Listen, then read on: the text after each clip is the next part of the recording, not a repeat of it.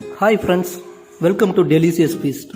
வாங்க, இன்றைக்கி நம்ம என்ன பார்க்கலான்னா தயிர் சட்னி. தயிர் வச்சு சட்னி ரெடி பண்ண போகிறோம். வீடியோவை ஸ்கிப் பண்ணாமல் பாருங்கள். நம்ம சேனலை ஃபஸ்ட் டைம் பார்க்குறவங்களா இருந்தால் லைக் பண்ணுங்கள், சப்ஸ்கிரைப் பண்ணுங்கள், பெல் பட்டனை கிளிக் பண்ணுங்கள். அப்போ தான் நம்ம போடுற வீடியோ நோட்டிஃபிகேஷனாக வருங்க. தயிர் சட்னிக்கு தேவையான பொருட்கள்: தயிர் பார்த்திங்கன்னா இப்படி ஒரு அரை கப் எடுத்து வச்சு, பெரிய வெங்காயம் ஒரு நம்பர், பூண்டு ஒரு சின்னதாக ஒரு கட்டி, எண்ணெய் சிறிதளவு, மல்லித்தூள் ஒரு 1.5 ஸ்பூனு, மிளகாத்தூள் 1.5 ஸ்பூனு, தூளுப்பு சிறிதளவு. அவ்வளோதாங்க. வாங்க எப்படி தயிரை வச்சு சட்னி ரெடி பண்ணுறதுன்னு பார்க்கலாம். பாத்திரத்தை அடுப்பில் வச்சுக்கலாங்க. பாத்திரம் சூடானதும் ஒரு 2 ஸ்பூனு எண்ணெய் ஊற்றிக்கலாங்க. எண்ணெய் சூடானதும் நம்ம கடுகு, உளுந்தம்பருப்பு, கடலைப்பருப்பு சிறிதளவு சேர்த்து அதில் போட்டுக்கலாங்க. அடுத்து பார்த்திங்கன்னா பூண்டு இந்த மாதிரி நசுக்கி வச்சு போட்டுக்கலாங்க.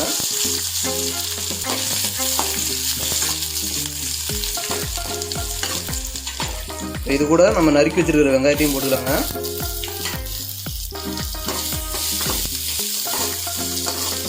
வெங்காயம் வணங்கி வரட்டுங்க.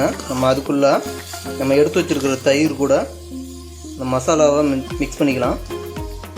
தயிர் கூட சிறிதளவு மஞ்சள் தூள், நம்ம எடுத்து வச்சுருக்கிற மிளகாத்தூள், மல்லித்தூள், உப்பு 3 சேர்த்து கலக்கிக்கலாங்க.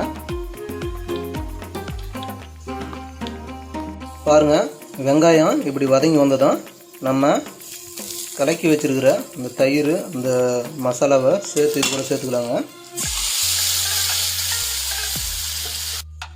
அடுப்பை சிம்மில் வச்சுக்கோங்க. அதே கப்பில் சிறிதளவு தண்ணி சேர்த்து அப்படி ஊற்றிக்கலாங்க.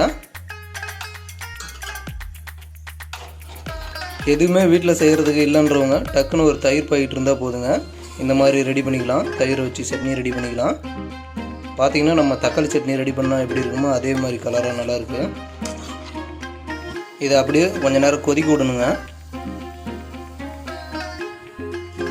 இந்த மசாலா பச்சை வாசம் போகிற வரலும் பார்த்திங்கன்னா கொதிக்க விடணும். இந்த பச்சை வாசம் போனதும் பார்த்திங்கன்னா எண்ணெய் மட்டும் தனியாக பிரிஞ்சு வரும். அது வரலும் கொஞ்ச நேரம் கொதிக்க விடணும். தயிர் சேர்த்தும்போது பார்த்திங்கன்னா புளிப்புள்ள தயிரை சேர்த்துக்குங்க. அப்போ தான் கொஞ்சம் நல்லாயிருக்கும். அவ்வளோதாங்க, சட்னி ரெடி ஆயிடுச்சு.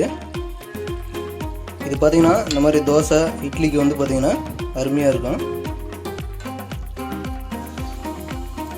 தோசைக்கெல்லாம் அருமையான டிஷ்ஷுங்க. Thank you friends.